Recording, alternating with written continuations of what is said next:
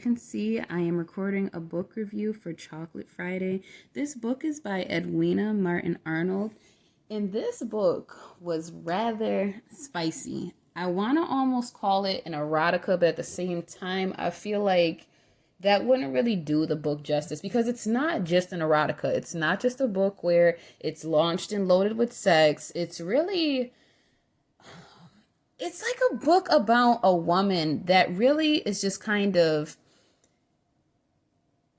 she's coming to know herself. That's the best way to say it.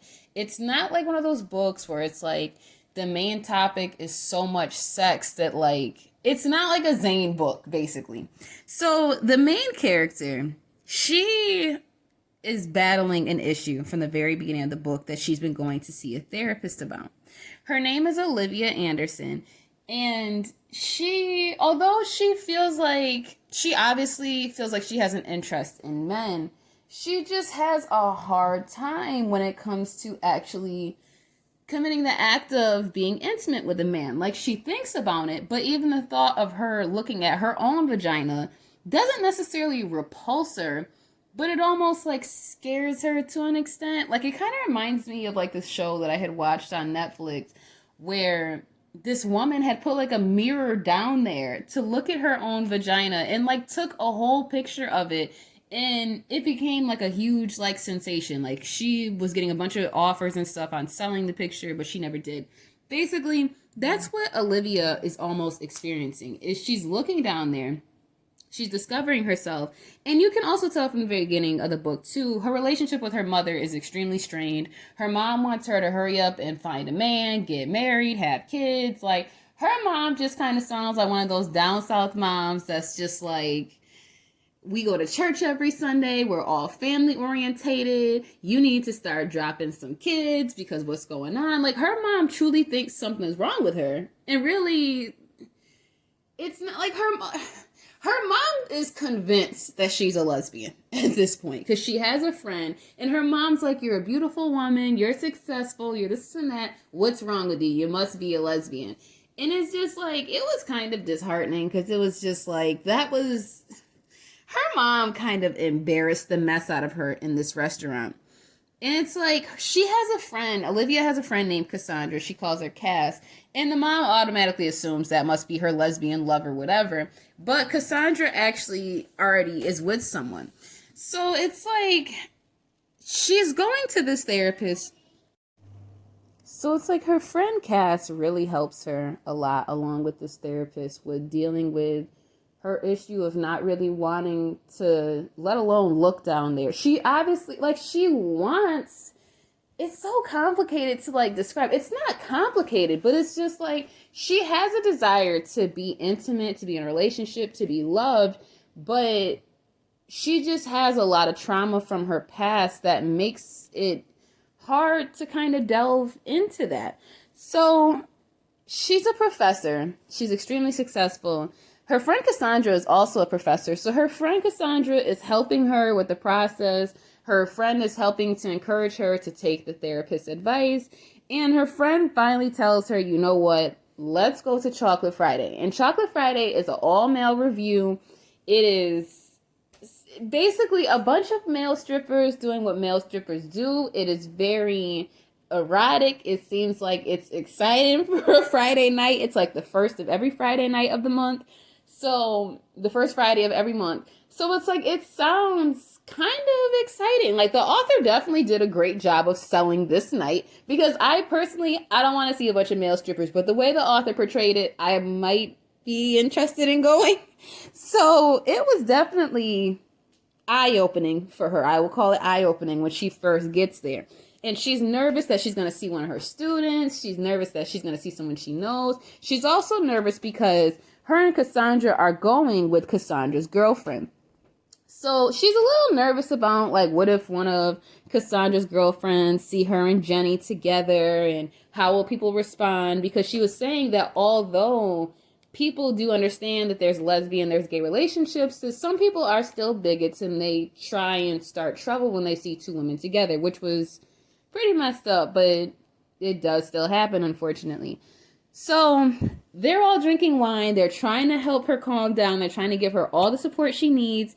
And she's kind of relaxed. She's kind of like, well, she's not necessarily relaxed, but her anxiety is kind of taking like a back seat. The wine is kind of taking an effect. And most of like the male strippers don't really get to her all that much. They don't really bother her. They don't really excite her, whatever. And so this one named Flav comes out. And he just has this bad boy demeanor, this thuggish, I don't even know. I guess this like thuggish way to him that makes her really feel like she kind of can't look away. And it's like, she's wondering why it feels like he's like almost looking at her, drawn to her, like, and she's like, oh, it's just all in my mind. And so she looks up and she realizes that her friend is waving money in front of her. So basically the guy is now coming down there. He almost basically does like a dance on her. Like, she just gets really caught up in it. And it's like the male review ends and she gets approached by a man who's asking her to dance. And she's like, oh, I don't even dance. There's no way I can dance with this man. Come to find out it was the stripper Flav. So I'm just kind of like blushing for her. Like, she's enjoying herself. It seems like she's finally letting her guard down. I am getting very excited for this character as if she's like my best friend who's finally having a big accomplishment in her walk with what she's trying to do. So the problem comes about when she realizes that her friend Cass is kind of looking at her and sees her getting caught up in the moment with this man. So she gets embarrassed and she rushes to leave. Her friends leave with her and they're helping her. They're giving her support. She kind of goes on with her regular routine of things. And so one day she's at work doing her professor duties and she notices that Flav is there. So imagine how like this person must have felt to sit here and see this man that she done all types of fantasized about, had thoughts about, kind of felt intimidated by. He is right there in the flesh now. So she even tries to go on about her business. She runs into a situation where she's kind of just going for a walk, whatever. She sits down on a bench. She looks up and she sees these men playing a game. So they're all playing and she looks up and the man is Flav again. So Flav's name is Dre, right? That's his like real name when he's not, like, basically, you know, Flav is his stage name.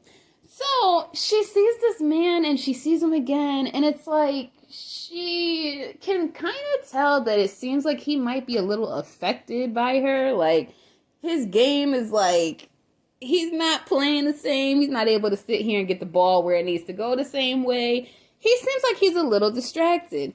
So his friends tell him, you know what, Dre, go ahead, just go on, because you clearly need a break. You need some time out, because you not playing the way you were before. So he comes and approaches her, and he lays out how he feels to her, or about her, right? This book was worth the read. I want to say, I'm going back and checking now. I know the book has about 200 something pages to it.